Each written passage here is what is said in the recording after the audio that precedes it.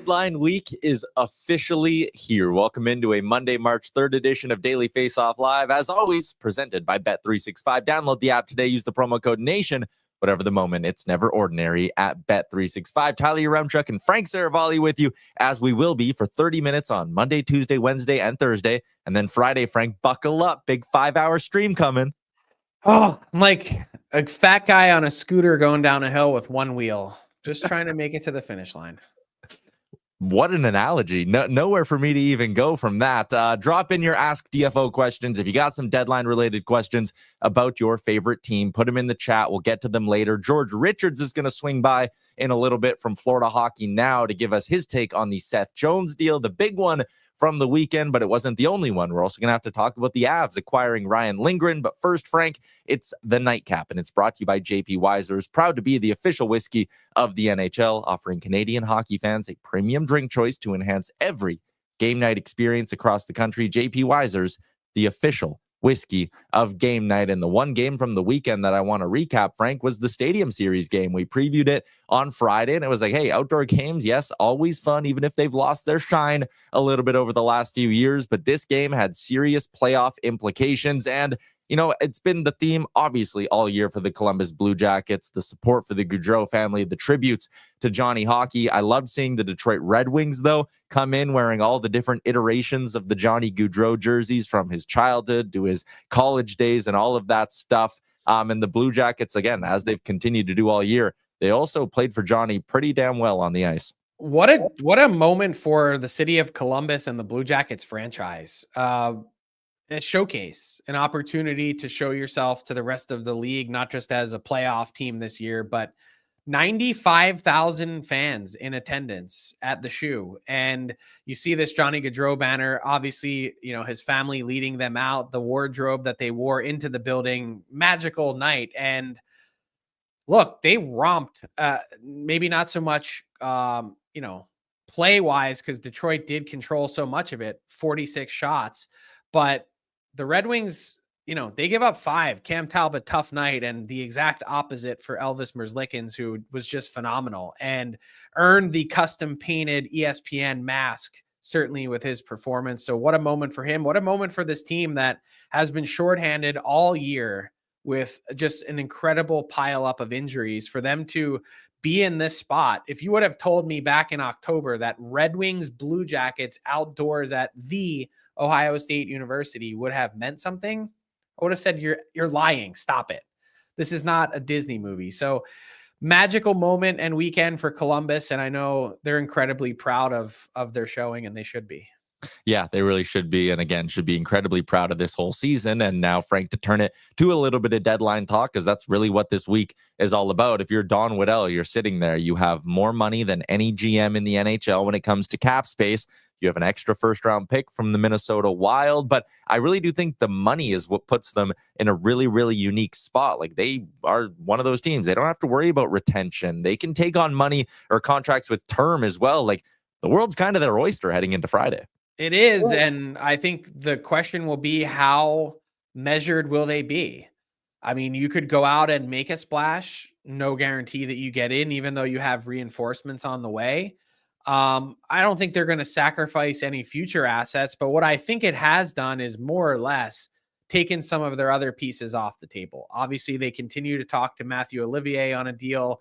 Same thing with Ivan Provorov, but I don't know how you could possibly be subtracting from this team, even if the offers are good, based on how hard they've played and how much they've fought to be in this mix, that they deserve every bit of support if they can provide it without sacrificing their future. Maybe there's someone out there that's young enough to add to their mix that fits their age scheme, but if not, just leave the roster well enough alone, which I'm sure Don Waddell has the good sense to do. Yeah, absolutely. One of the perks, again, of having a veteran GM like that. He's kind of seen it all. But, I mean, just, again, they have to spend money, Frank, to get to the floor next season as well. A lot of teams do.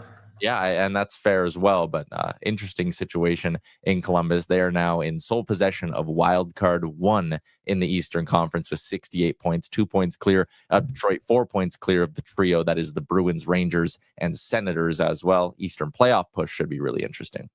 Yeah, and the Rangers Riley Smith held out for trade protection reasons. He's number 5 on my latest trade targets board. They have not played like a team that deserves any additions, and they are not waving the white flag, but they cannot be bypassing any assets coming back the other way for Smith and obviously Lindgren over the weekend as well. Pending UFAs, you're out. Yeah. Again, Columbus Blue Jackets, Frank. I mean, if they win their games in hand, they're right there with New Jersey all of a sudden, which is maybe a totally different conversation. And we'll get to that a little bit later. But let's talk about the news that did happen on the trade front this weekend. Seth Jones is on the move. He gets his wish. He is out of Chicago, and he is going to the Sunshine State. The Florida Panthers giving up a first-round pick and goaltender Spencer Knight. They get $2.5 million retained by the Chicago Blackhawks. And again, we'll really dig in to the Panther side of this deal in a little bit, Frank. But from the Chicago side, what do you make of this work here? They had to keep some money, and some people might say, whoa, you're going to pay a guy $2.5 million to not play for you for the next 5 seasons? I look at it more like you just freed up $7 million and got a young goalie and a first-round pick for doing it. Yeah, if I were a Hawks fan, I wouldn't think for 1 second about the money retained. Other than the salary retained transaction slot for 5 years, who cares? It's immaterial. $2.5 million 2 seasons from now will be less than 2% of the cap. Less than. It doesn't mean anything. It's inconsequential. So whatever you needed to do to turn down the volume on this situation, with Seth Jones being more vocal 3 consecutive days to start out last week, talking about wanting to get to a contender. The amazing part about the Hawks, not just getting Spencer Knight, but a first-round pick, is that they didn't really have much leverage here. And the Panthers had way more than they realized, because Seth Jones only gave the Chicago Blackhawks 2 teams to which he would accept a trade with that full no trade clause. The Dallas Stars, who weren't interested because they've got to pay their young players, and the Florida Panthers, who generally have very little assets and next to no cap space. They were aided by the Matthew Tkachuk portion of that LTIR space opening up, and a decent enough trade chip in Spencer Knight to be able to make it happen. So, from Chicago, I thought they did very well. They get their goalie of the future, or the guy that they hope is their goalie of the future, a pedigreed guy, 13th overall pick that hasn't been able to supplant Sergei Bobrovsky yet as their starter, and rightfully so, given that Bobrovsky is one of the best goalies of his generation.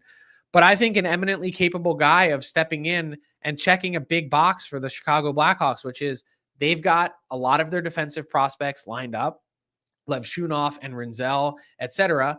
They've got a lot of forward spots lined up, including that franchise center and Connor Bedard. They need some other top-end wingers to be able to play with him, but they've got a ton of bottom 6 pieces that are ready to go as well. It was about getting a goalie that can fit with their build. And Spencer Knight, I'd argue, was the best option available for a team that didn't have one. You have Petr Mrazek all of a sudden on your trade targets board, Frank. $4.25 million for this year and next year. They have a bit of a goaltending logjam now. Soderblom, Spencer Knight in the mix as well. But they also don't have any more retained salary spots either, which could make a Mrazek deal a little complicated, no? A little complicated, but I think all you have to do is get a third-party and broker involved. The future of the Hawks net is going to be Arvid Soderblom and Spencer Knight. So that means whatever happens to Laurent Brossoit, who's still injured and hasn't gotten any closer to returning, and Petr Mrazek, who's now kind of just the victim of circumstances, who has competed his ass off and been a really good citizen, so to speak, in that room. 907 last year. He started off this year really well before it's plummeted for him, and that's just due to the nature of the game in front of him and his teammates. You won't hear him saying that, but I think if there's a team out there, Edmonton, that could use a guy like that, they're not looking for anything. So future considerations to the Chicago Blackhawks, you trade something, a 3rd or 4th round pick, to another team to have them retain half for this year and next, and you get Mrazek at sub $2.5 million for this year and next. Like, if you were to go get Mrazek on the open market this summer, he would probably cost you more than that. I think whether it's Carolina, Edmonton, it's a limited goalie market, but I think it makes a lot of sense. Yeah, Edmonton, Carolina.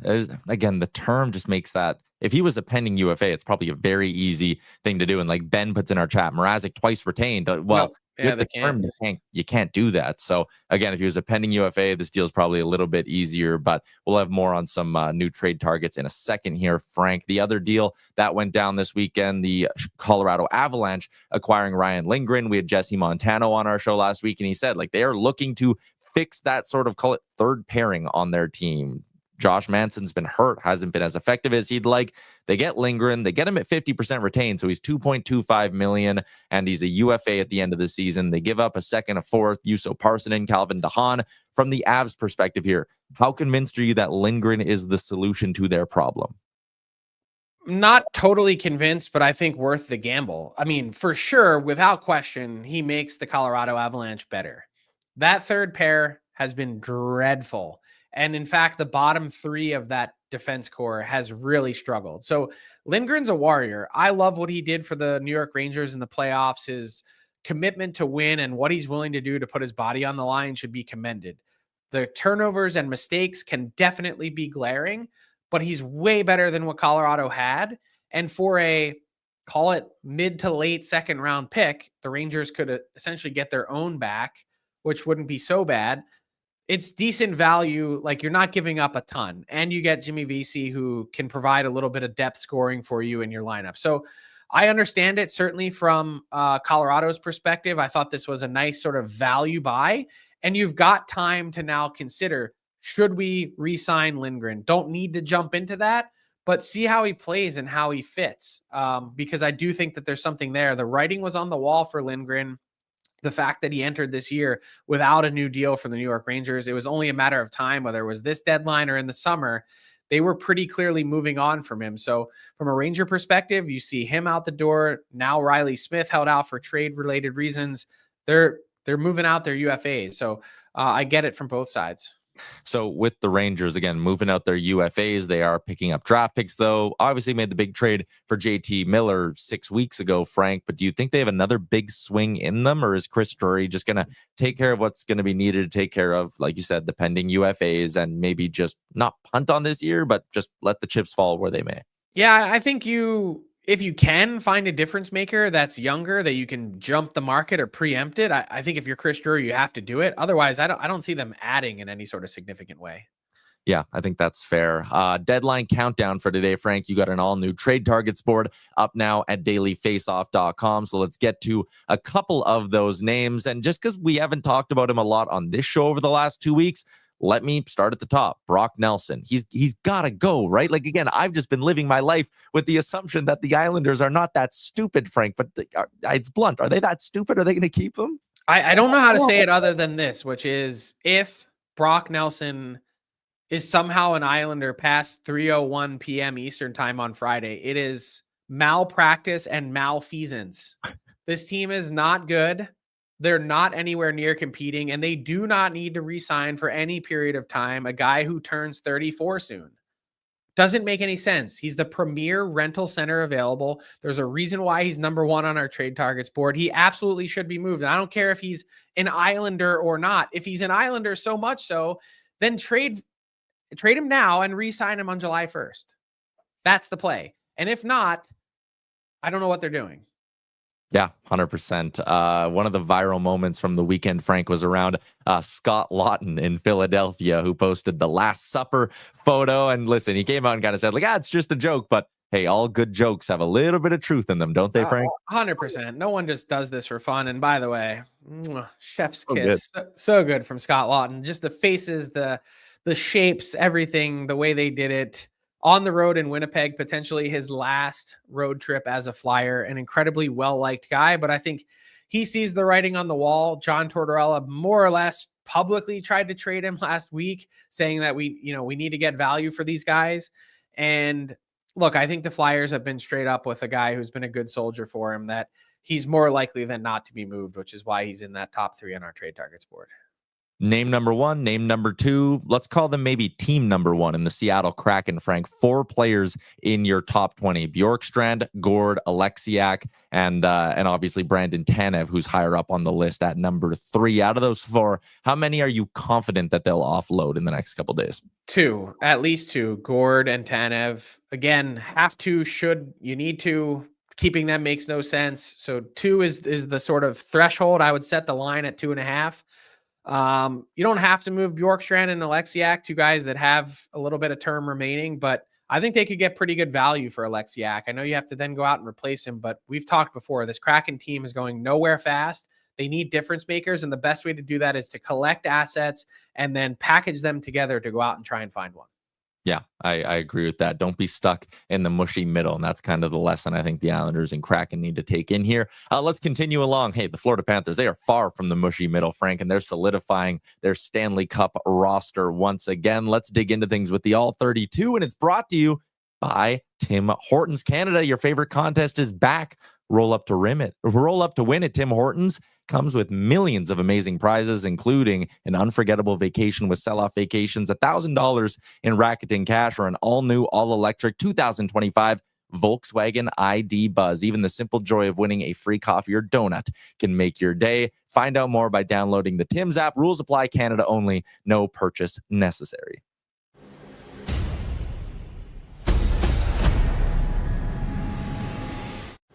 Always a pleasure to welcome in George Richards from Florida Hockey Now. And the Panthers were making news this weekend, George. So let's start with, I guess, your thoughts on the deal and the fit with Seth Jones and the Panthers. Well, I think it's a pretty good fit for Florida, right? I mean, you look at the weakness that Florida had this year. It was on the right side of that defense. They needed defensive depth, and they get one of the, top available defensemen that's out there. Seth Jones should slide right in with the Panthers on that second pairing with Nico Mikkola. Florida's already got Aaron Ekblad and Gus Forsling on their top defensive pairing. So, listen, the Florida Panthers know Seth Jones. He played under Bill Zito with the Columbus Blue Jackets. He played with Sergei Bobrovsky in Columbus as well. So this looks like a real good fit for Florida and a great fit for Seth Jones, who was growing pretty disenchanted with the way things were going in Chicago. Yeah, no doubt he was disappointed, George. What do you make of the Spencer Knight portion of this? Like, where was he at with his game, and how different was he since he came back from his break that he took from the game? I think Spencer Knight was absolutely terrific. He took last year and played the entire season for the AHL Charlotte Checkers, which, I think that was, one of his problems. Like he put so much pressure on himself. He was so highly touted coming out. Florida makes him the 13th pick of the 2019 draft. He's considered one of the great young USA goalies, and I think he just put a lot of pressure on himself. So when he was going back and forth a little bit between Florida and Charlotte, it kind of wore on him. He had the OCD thing going on, and he comes back last year and accepts, hey, I'm playing hockey. I don't care where it is. I'm getting to start. It was really good for him. He played great for Charlotte last year, working with Leo Luongo. Roberto's brother, who's the goalie coach in Charlotte, was with him every step of the way, every day in Charlotte. That was good for Spencer as well. So when he came to training camp this year, he was ready to go. He's like, hey, listen, I'm here in Florida, or maybe they send me back, but whatever, it's fine. And I am good with that. And I think that was really good for his maturity. And his game was right on. I think Bobrovsky and Knight were a terrific 1-2 punch. And you talk about, or I just talked about Seth Jones being a great fit in Florida. Spencer Knight's going to be a great fit in Chicago. He's going to have the opportunity to really spread his wings, get some starts, maybe earn that starting job where Sergei Bobrovsky was blocking him from doing that in Florida. I don't know that that's the case in Chicago. Yeah, definitely not. Plenty of runway there, and still one of the confounding sequences of all time, and an all-time Florida Panthers moment. You draft Spencer Knight, and then a few weeks later sign Sergei Bobrovsky to a 7-year deal. Like, you're like, we were at the draft, right? We're at the draft. We're like, so does this mean you're not signing Sergei? Oh, no. It doesn't mean anything. It's like, oh, okay. So you just got your goalie of the future and you sign a guy to a 7-year deal. I mean, yeah, George, you've seen it all there, buddy. Yeah. Like you really have. But what does this mean moving forward? Because the Panthers now have still a pretty significant amount of cap space left with Matthew Tkachuk going to LTIR. They don't have a ton of assets left after this trade, but what do you see Bill Zito getting up to? Well, he's still got that one. He's got one of his first round pick still in his pocket, right? Because the one that he sent to Chicago is conditional. So he's got either a 26 or a 27 draft pick to trade. I don't know, but they've got money, and he's been very creative. He's been able to make a lot of moves and pull some things out of thin air. I don't know that they're going to be major league players because there aren't a whole lot of weaknesses on this team. I think whatever they do, I'm kind of leaning towards the rental side of things. They got their guy with term in Seth Jones. He's got 5 years left on his deal. Chicago's doing the retaining there. As far as getting a rental guy, I mean, Florida's got the cap space to do anything now. They've got 8.7 under the cap. So there's a number of things they can do. I think they might go a little bit of quantity. They might make a couple of moves and see what happens because they've got plenty of games left to kind of try things out before the playoffs. Okay, so I don't want to stir it up too much when I ask you this, but have you heard any rumblings about the idea of reuniting or uniting Brady and Matthew Tkachuk after Four Nations? And in the future, would that be something that the Florida Panthers would like to try and do?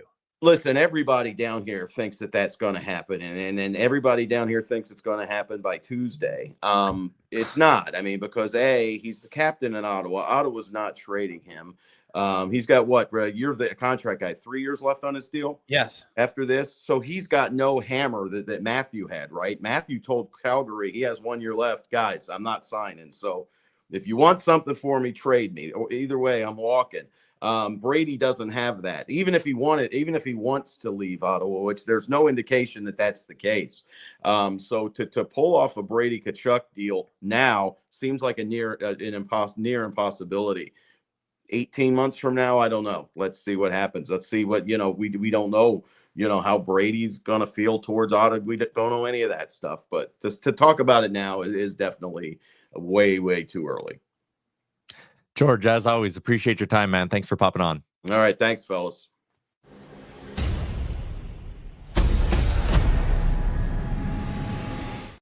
Again, you can read his work at Florida Hockey Now. George Richards, always an entertaining chat, Frank. Oh, hey. I couldn't go anywhere off the Brady Matthew question. What am I going to do? Ask about the backup goaltending off of that?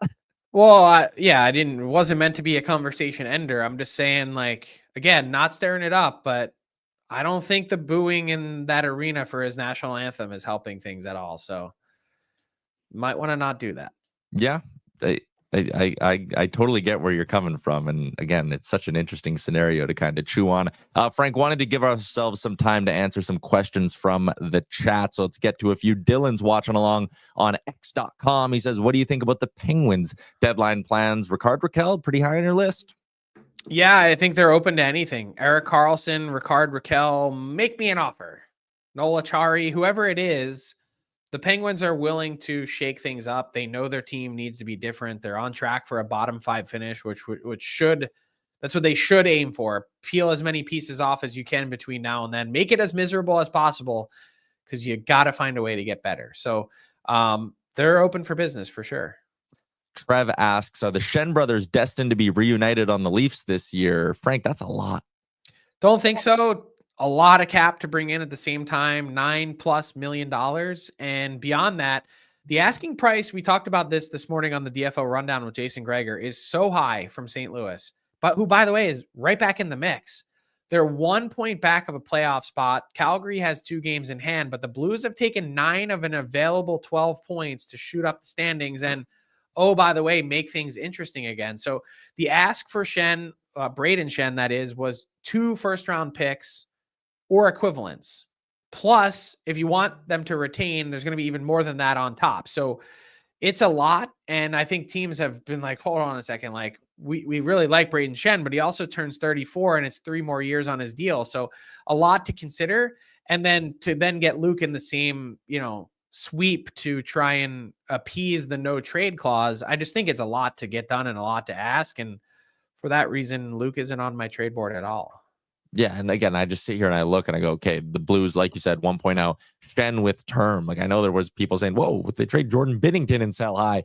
All these guys people are thrown in the rumor mill have term, Frank. They can have their cake and eat it too. Push for the playoffs this year. Then if you want to do a roster reset, do it in June. You'll still get stuff for these guys. Totally agree. Yeah. Last one, Ask DFO. You retweeted a report from our friend Anthony DeMarco. Carlo to the Flames. Frank, is Brandon Carlo available in Boston? Yeah, I think, again, another team that should be open for business. Let's get creative. Let's talk about everyone. I think the Bruins like Brandon Carlo. He's got the size. He defends well. But they've got to shake up their defense core a little bit, too. They've got a lot of term and dollars committed. And to find some flexibility isn't going to be easy. So the Marchand injury, interesting, sort of twist to the deadline in the weekend. I think an unlikely deal for Marchand to get traded somewhere. You never know. But Carlo, I think teams have been intrigued by Carlo for a while. Just quickly, because you said the word injury and Jack Hughes pops into my brain. Have we heard anything from New Jersey? Not yet. And I think even with Jack Hughes healthy, there should be significant concern about the way New Jersey has trended over the last 6 weeks and his play at Four Nations that would suggest that he's not ready to help lead this team on a deep playoff run. Yeah. Frank, we learned this morning no supplemental discipline coming from Matt Rempe for his hit over the weekend. I think we got the clip here, Pat. Do you agree or disagree with this from the NHL Department of Player Safety? I mean, it feels like every week we have a hit we have to discuss with Matt Rempe. I disagree. And Pat, if you can freeze it when he's just about to make contact, you'll see it. It's a better angle right here. His arm is already extended. That's an elbow to the face. He knew exactly what he was doing. That's not bracing for contact. That's elbowing someone in the face on the way to hammering them. So I don't like it. I think it's worth a game. I agree with you 100%. Let's move along to our daily bets brought to you by Bet365. Download the app today. Use the promo code NATION. Whatever the moment, it's never ordinary at Bet365. Couple of picks for tonight. Let's start with the hottest team in hockey, the Tampa Bay Lightning. Andrei Vasilevsky getting the start tonight. They're taking on the Florida Panthers. I know the Panthers also 8-2, have also won 3 in a row. They're playing very, very well, but I'm going with the team that's won 8 in a row and hasn't lost in regulation in their last 10. And they're dogs too. I'm getting plus 120 on this bad boy. So give me the Lightning and give me another Atlantic Division team. A little same game parlay for the Toronto Maple Leafs. I've actually enjoyed backing the Maple Leafs over the last number of weeks, and it's been paying. Matthews to keep his shot on goal streak going, Nylander to keep his point streak going, and the Leafs to cover the puck line as they host the San Jose Sharks. Plus 165. Not great considering there's 3 outcomes here, but again, I think the Leafs should absolutely smoke them tonight at the Air Canada Center. So those are my 2 picks for this evening. And Frank will wrap up the show with a little bit of garbage time. And listen, if it happens, you need to talk about it. A goalie goal, but not in the traditional sense of a goalie firing the puck into the net. Frank, Ilya Sorokin is the benefactor of just more misery and I guess, hey, garbage from the Nashville Predators. Holy smokes. I watched this game on Saturday afternoon, and it is some of the worst hockey I've ever seen. It was a dreadful game. The Preds have not had the juice. Anything that could go wrong has gone wrong. And yeah, that counts, but doesn't count. With all due respect to Ilya Sorokin, I just can't even believe how dreadful that Preds team was on Saturday. Awful. So they're due a massive shakeup, and it's been ugly.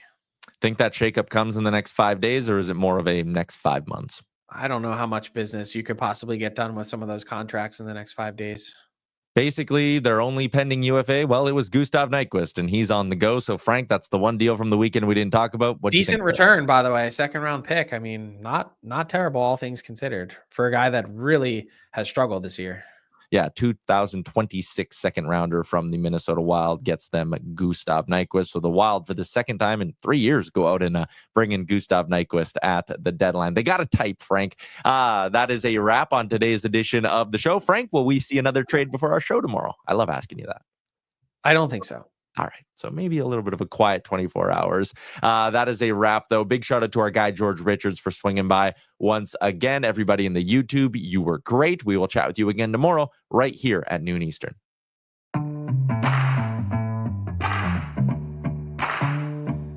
What's up, hockey fans? If you enjoyed that video, then you're going to want to hit the subscribe button to not miss any of our content. From daily live shows with Frank Seravalli to analysis from former NHLers to exclusive interviews with some of the biggest names in the hockey world on Frankly Speaking. You're going to want to hit that subscribe button and stay up to date with everything going on in the hockey world.